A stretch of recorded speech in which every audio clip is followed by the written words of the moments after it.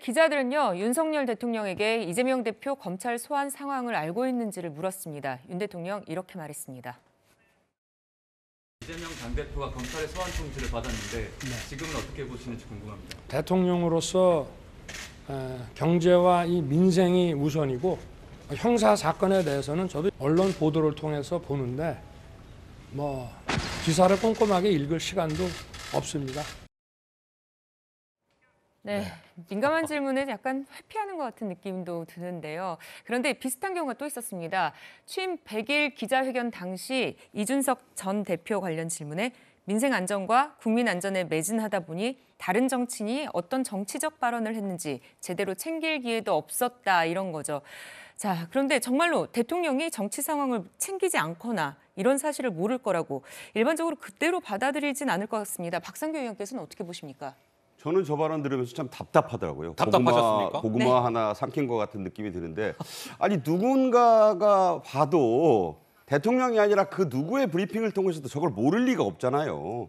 그게 상식에 부합하는 것인데, 그 이준석 대표 때는 이제 어떤 정치인의 발언이라고 이제 뭉뚱그렸고, 이번에는 기사를 꼼꼼히 읽을 시간이 없다. 네. 저는 이런 부분이 국민들의 정서와는 굉장히 괴리된 그런 발언이었다. 그래서 국민들이 느낄 때 특히 이제 윤 대통령과 여권을 강력히 지지하는 분들은 모르겠지만 중도층이나 이 문제를 우려스럽게 바라보는 그런 국민들의 입장에서는 아니 대통령이 저런 걸 모른다는 게 말이 되나? 그리고 기사를 읽을 시간이 없어서 모르겠다. 그런 것은 이제 본인이 이런 민감한 주제에 대해서 본인의 견해를 도어스태핑 때 일일이 밝히는 게 논란을 부를 수 있고 이것이 또 어떤 말실수로 이어질까를 걱정했다라는 거는 이해가 되지만 저렇게 우회하는 그런 발언을 했을 때는 야 대통령이 너무 이 사안을 정치적으로 그냥 멀리하는 거 아닌가 이런 생각을 가질 수밖에 없고 당연히 이것을 바라보는 1,600만 표 이상을 던진 이재명 후보 지지층에서 볼 때는 분노로 바로 직결이 되면서 전국을 급격히 냉각시키는 발언이 아니었나. 그래서 저보다는 좀 더 세련된 그런 표현으로 여러 가지 좀 우려를 전달하는, 그러나 이거는 법과 원칙에 따라서 이루어지는 것인 만큼 대통령으로서는 좀 지켜보겠다. 이 정도 발언을 하는 게 차라리 좋았지. 기사를 꼼꼼히 읽을 시간이 없었다. 좀 답답합니다. 네. 자, 오늘 좀 우려스럽다고 해야 될지는 모르겠으나 오늘 오후 5시에 포스터 준비되어 있는 거 있습니까? 한번 좀 보여주세요. 이재명 대표가 이제 소환 통보를 받자 이재명 대표 지지자들이 오늘 규탄 집회를 예고했습니다. 오늘 오후 5시에 서울중앙지검 앞에서 지금 보이시죠? 이재명은 죄가 없다 등등의 구호를 외치는 집회가 예정이 되어 있습니다. 지금 보세요. 근데 박지원 전 민주당 비대위원장, 이재명 대표는 이 집회를 당장 중단시켜야 합니다. 왜 조국 가족만 가혹하게 수사하냐고 따지다가 정권을 내준 사실을 잊지 말아야 합니다. 당당히 수사에 임하고 극렬 팬덤과 거리 두기를 시작해야 합니다. 우리 최진봉 교수는 어떠세요? 오늘 또 집회가 또 예고돼 있다고 하는데요. 그 집회라고 하는 건 지지자들이 하는 거니까 그걸 자유긴 하죠. 그렇죠. 할 수가 없어요. 저는 오늘 아침에 오다 보니까 또 우파 세력들이 저쪽에 집회하고 계시더라고요. 근데 어쨌든 집회라고 하는 거는 자발적으로 움직여서 하는 거기 때문에 대표가 아무리 그래도 이걸 해라 말아라 이렇게 얘기할 수는 없어요. 그래서 저게 어떤 역할을 할지는 지켜봐야 되는 거지만 지지자들 입장에서 자발적으로 모이는 것 자체에 대해서 그게 좋다 나쁘다 얘기하는 것은 본인이 평가는 할 수 있죠. 박지원 전 위원장이. 그러나 그거 자체가 잘못됐다, 하면 안 된다 이렇게 얘기할 수 있는 사안의 것은 아니라고 봅니다. 저는 이게 집회라도요 무조건 이게 자유롭게 하는 게 아니에요. 우리 문재인 대통령 양산 마을에 계속 확성기하고 이렇게 욕설도 하고 이래가지고 보수 이제 유튜브 있잖아요. 안모씨 이분이 영장이 청구돼가 5일날 실질 심사합니다. 이 말은 아무데나 집 앞에서 집회를 자유롭게 하는 게 아니단 말이에요. 저는 법원이나 검찰청 앞에서 어떤 이렇게 검사나 판사들 협박하기 위해서 이게 집회를 하는 거는 그렇게 한계를 벗어날 수가 있는 거예요.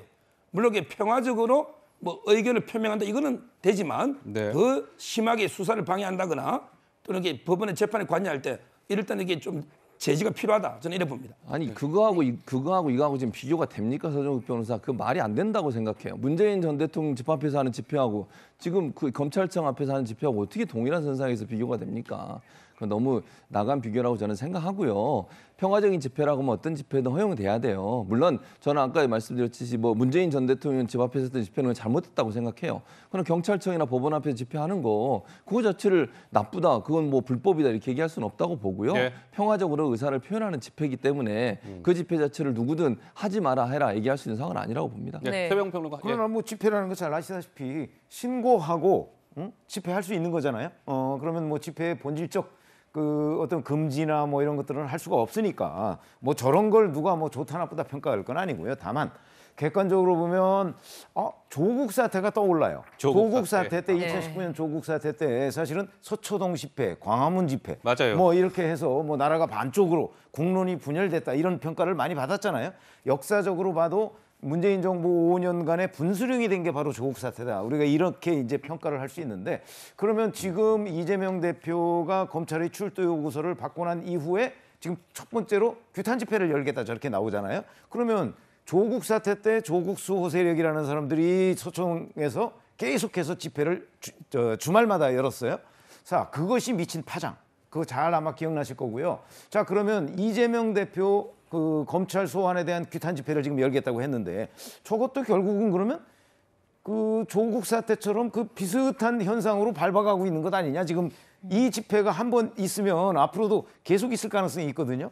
그렇게 되면 이제 당시에는 윤석열 검찰총장이 조국 전 법무장관을 수사하는 데 따라서 조국 사태가 빚어졌고 예. 이번에는 그 지금 뭐 윤석열 검찰은 아니지만 적어도 윤석열 정부의 검찰이 지금 이재명 대표를 수사하는데 지금 계속해서 저런 일들이 벌어진단 말이죠. 그러면 결국 이제 박지원 전 비대위원장이 지금 우려하고 있듯이 비슷한 사태로 흘러가고 있는 것.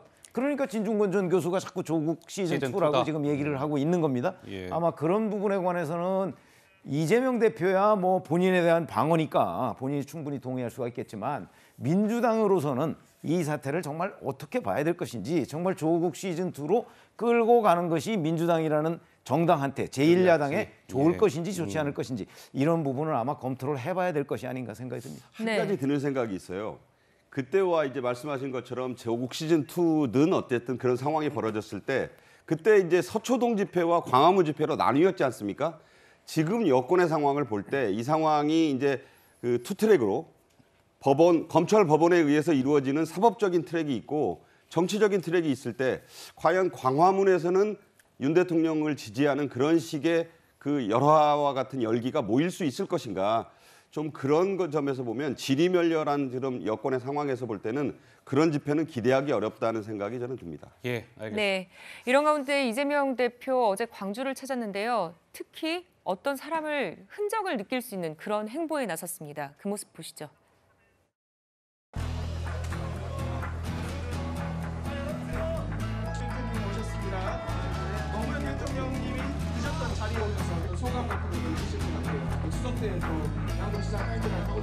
사실 전에도 이 집에 한번 왔었는데 이제는 뭐 멀리 떠나신 분이시긴 하지만 끊임없이 우리에게 열정, 용기, 투지를 다시 이제 되살려 주시는 분이시지 않습니까? 오늘 이 자리에 앉아가지고 우리 노무현 대통령님 기도 좀 받고 네.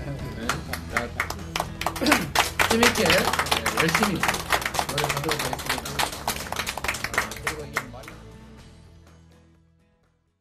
정치인의 행보 하나하나는 다 노림수 전략이 있는 것인데 광주에 있는 국밥집을 찾았는데 고 노무현 대통령이 대통령 시절에 방문했던 바로 그 국밥집. 네. 그리고 이재명 대표가 앉은 저 자리는 바로 노무현 대통령이 앉았던 그 자리에 이재명 대표가 앉았습니다. 우리 최진봉 교수께요. 무슨 전략일까요? 무슨 노림수일까요? 어제 저 행보는? 아무래도 이제 통합이죠, 통합. 통합. 왜냐하면 저 자리가 광주 양동시장이 광주에서 제일 큰 시장이 양동시장, 그다음 대인시장인데요. 양동시장에 이제 노무현 전 대통령이 가셔서 식사하셨던 자리이기 때문에 그 자리에 의미가 있잖아요. 그 자리에 앉으신 거예요. 그럼 결국 이제 친문, 뭐 친노의 정통성을 이어받은 친문이라고 할 수 있는 세력들 중에 아직도 이제 이재명 대표에 대해서 적극적으로 지지하지 않는 분들이 계세요. 네. 이런 분들에 대한 던지는 메시지도 저는 있다고 봅니다. 물론 저 자리에 앉는 것이 노무현 전 대통령이 가지고 계셨던 가치나 또 정치적 이념 이런 부분들을 계승하는 의미도 있겠지만 아무래도 친문 세력 중에 아직도 이제 마음을 확실히 열지 않는 그런 분들이 계시니까 그런 분들에게도 노무현의 정신을 내가 계승해서 함께 할 테니 여러분도 함께 해주세요라고 하는 메시지도 함께 던지는 게 아닌가 그렇게 보여집니다. 알겠습니다. 자, 이재명 대표의 광주 방문 소식까지 짚어봤습니다.